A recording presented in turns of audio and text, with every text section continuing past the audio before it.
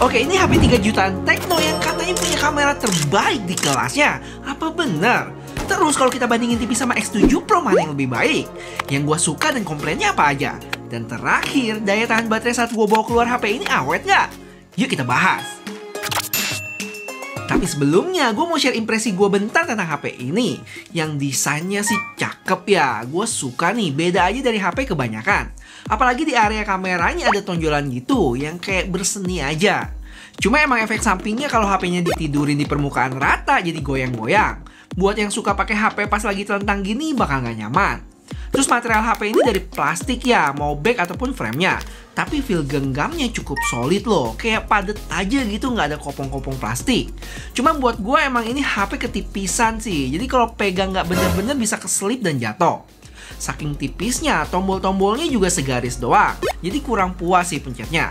Cuma ini bukan komplain sih, mungkin lebih kebutuh waktu aja buat dibiasain. Dan kalau gue lihat di sini, yang spesial dia ada tombol tambahan di sebelah kiri yang namanya One Tap. Dan ini tombol yang sama yang ada di varian non-pro-nya. Yang mana kita tahan tombolnya buat panggil AI asistennya si Ella, yang gue bakal kulik lagi nanti lebih lanjut. Sama pencet 2 kali buat buka kamera. Dan ini bisa diganti ya sama tombol-tombolnya. Atau kita bisa tentuin sendiri buka app apa aja yang ada di HP.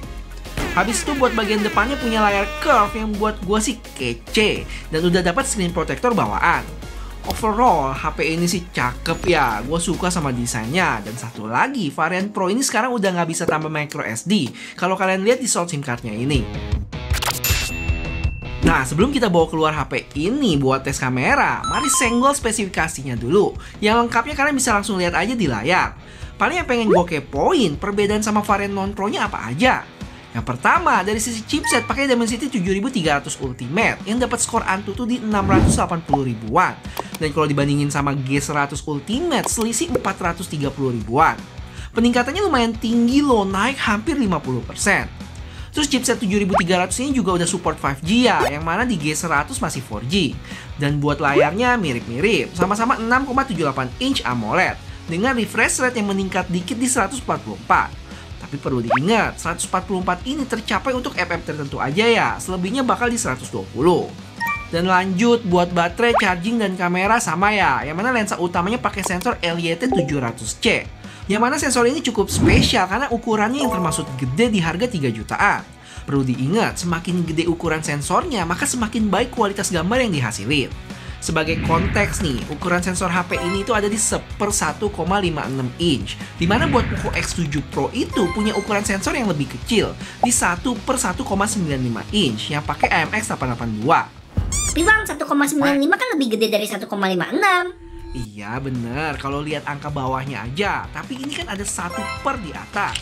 Jadi 1 dibagi 1,59 itu sekitar 0,64. Sedangkan 1 dibagi 1,95 adalah 0,51. Jadi lebih gede yang 1/1,56.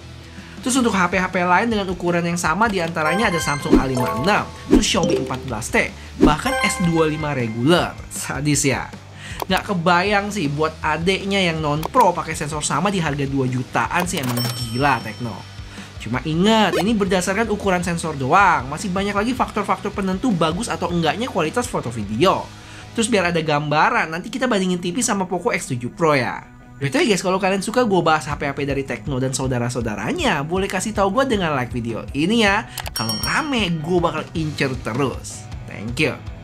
Lanjut untuk ultrawide-nya sama sih. Terus ketambahan flicker sensor dan selfie-nya secara resolusi meningkat. Dan ada autofocusnya juga. Habis itu vibration mantep, empuk dan cukup solid getarannya. Cuma nggak tahu deh di 40 regulernya gimana. Terus IP ratingnya upgrade ya. Tapi sekarang udah nggak support micro SD. Udah sih itu aja kayaknya. Kalau ada yang kurang boleh tolong tambahin di komen. Oke guys, sekarang saatnya mari kita langsung cobain HP ini ke luar lapangan. Yang demikiannya bagus juga loh. Tuh. Cuman kalau emang sumber cahayanya di situ ya jadi putih semua, tapi selebihnya mantap tuh guys. Oh ya, sampai lupa kasih tahu kalau HP ini juga dapat case bawaan ya, yang menurut gue cukup niat bikinnya. Ada ngikutin lengkungan bodinya, terus di bagian sini bermaterial kayak leather gitu, jadi lebih keset. Walaupun secara proteksi nggak terlalu maksimal juga, karena dia tipe yang tipis.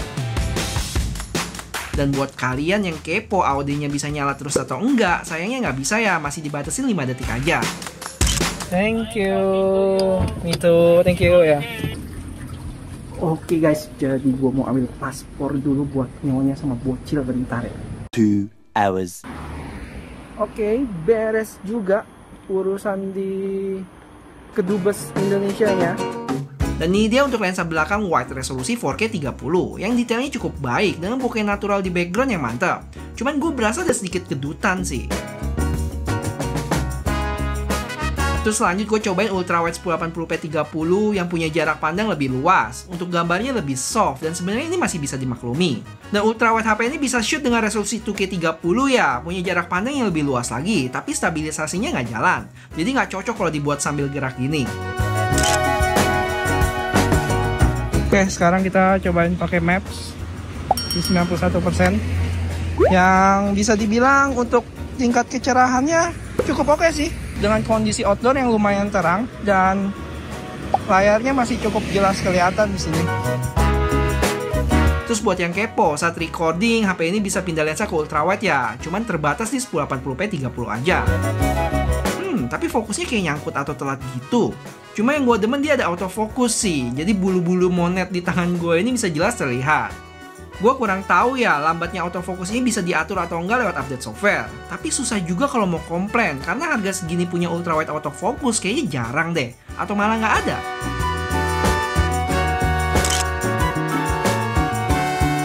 Gile, lihat tuh detail di lensa wide-nya mantep banget ya, sampai pori-pori celana gue masih jelas.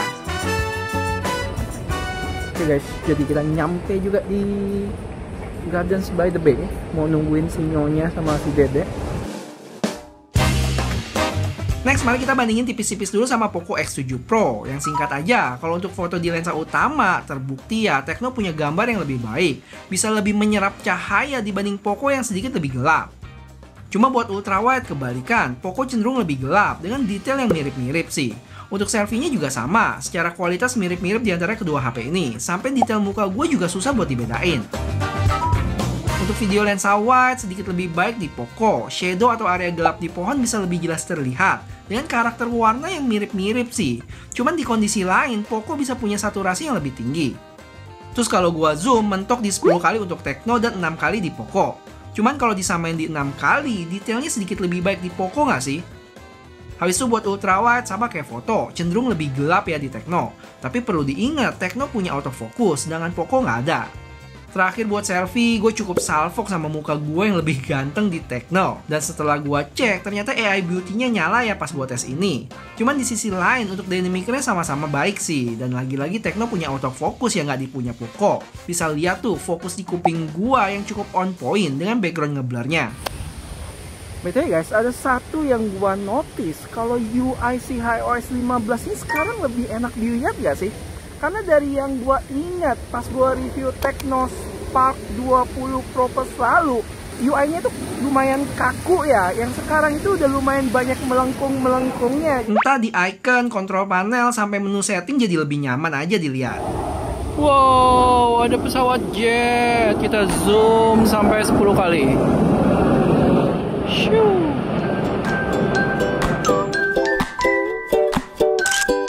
BTW update dulu sejenak guys. Sekarang jam setengah 6 dan baterai ada di 75%. Yang SOT-nya dapat di 2 jam 5 menit.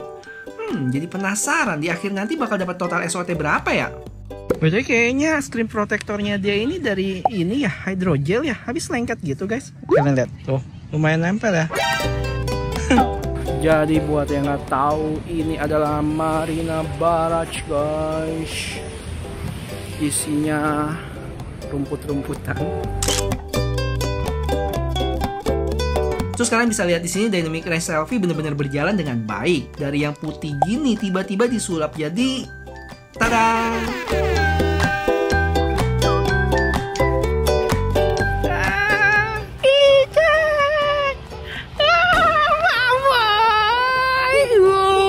Tired ya, very far ya. Today is Mother's Day. Yes, today is Mother's Day. And got games. Got game? Yes. Can I take picture of you? Terus di sini ada satu fitur keren sih guys, namanya Flash Snap. Jadi dia bisa tangkap foto dengan pergerakan yang cepat, terus bisa otomatis take gambar sendiri kalau kita nyalain auto capture-nya. Buat hasilnya? Keren sih, udah kayak terbang aja si bocil. Dan izinkanlah gua pamer ilmu sejenak yang sempat belajar Soulim walaupun di DO. Oh ya guys, ada satu lagi yang pengen gue tunjukin ke kalian. Kalau HP ini untuk videonya dia bisa ada kayak video sinematik gitu ya, yang belakangnya bokeh. Caranya coba gue screen recording dulu deh. Tinggal pencet icon F di sini, terus sentuhin deh mau sebokeh apa. Pemisahan objek sama backgroundnya udah oke ya. Cuma kalau ada rambut tipis-tipis kena blur juga. Untuk cara kerjanya dia masih ngedetect muka dulu. Jadi kalau membelakangi nggak bakal jalan. Jujur, gue masih aneh sih HP 3 jutaan bisa punya fitur kayak gini dengan hasil yang cukup baik.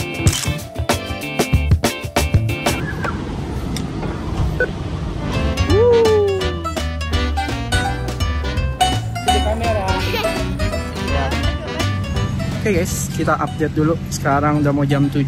Baterai ada di 59%. Kita lihat SOT-nya berapa ya?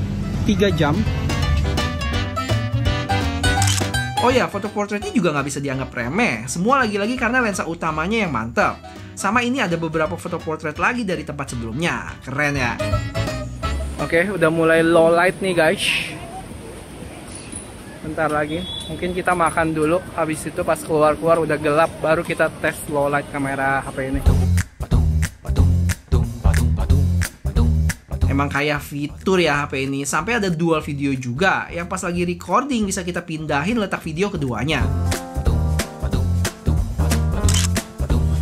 Beda kalau ngomongin AI di HP ini, isinya seabrek banget ya guys. Kalian bisa lihat nih, banyak banget mulai dari yang di galeri, eraser, extender, buat writing, terus bisa sketch to image juga. Jadi kita coret-coret di AI Note-nya, terus nanti bisa nge-generate gambar sendiri.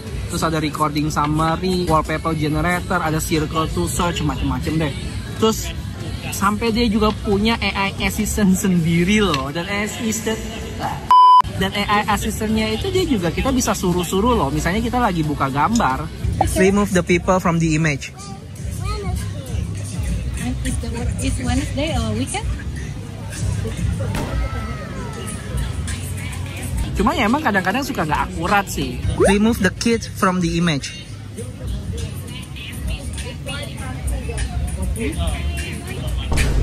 Ya, malah dihilangin semua. Padahal gue minta hilangin bocil doang. Ya begitulah, masih belum terlalu akurat, tapi sudah menuju ke sana lah. Pelan-pelan gue rasa AI-nya makin pintar sih. Dan asistennya ini kalau gue lihat mirip kayak Infinix Note 50 Pro Plus kemarin. Berbasis DeepSeek juga, cuman beda nama. Di sana Volak. Gue sempat cobain sambil bawa jalan-jalan HP itu. Kalau belum nonton, cus ke sana. Terus kalau dirasa gambarnya terlalu gelap, bisa cobain Super Night Mode. Lumayan ngebantu sih, apalagi pas di foto selfie gue ini.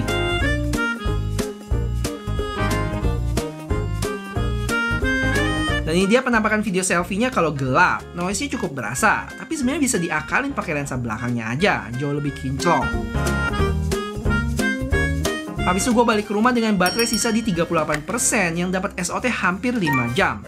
Bisa dibilang awet sih, apalagi pakai kameranya sampai 2 jam sendiri tuh. Mungkin kalau pakai full bisa tembus SOT 7-8 jam? Awet sih ini. BTW guys, buat kalian yang masih haus sama footage-footage dari HP ini, gue bakal bikin satu video terpisah khusus membership, kayak yang udah gue lakuin sama Pixel 9a, Infinix Note 50 Pro Plus, dan Vivo X200 Ultra. Jadi kalau minat, choose your membership sekalian buat support channel ini ya. Thank you. HP ini punya 3 warna ya, ada hijau, hitam, sama putih, yang masing-masing punya nama kerennya sendiri tuh. Dan buat varian cuman ada satu, 8+256, seharga 3,85 juta di Shopee. Nggak ada varian 512 juga ya, yang kayaknya bakal ada beberapa netizen yang komplain karena ini. Apalagi nggak bisa nambah micro SD kan. Tapi menurut gua ya, kalaupun ada yang 512, bakal laris nggak? Coba kasih tahu deh guys, pada ngarep storage 512 nggak sih? Siapa tahu dilihat sama Tekno. Overall, ini HP bener-bener kasih nilai lebih sih. Terutama buat gua itu dari sisi kamera, desain, dan baterainya yang sekilas dipakai tadi harusnya awet juga. Untuk performance bukan yang paling ngebut, tapi nggak lambat juga. Udah cukup di kelasnya. Buat pengalaman gaming, mohon maaf ya, gue belum sempet coba. Tapi kalian bisa tonton aja gadgetin yang udah lengkap bahas di sana. Habis itu apa lagi ya? Oh ya, paling fitur AI yang bikin pusing banyak banget dan emang harus diacungi jempol. Mantap.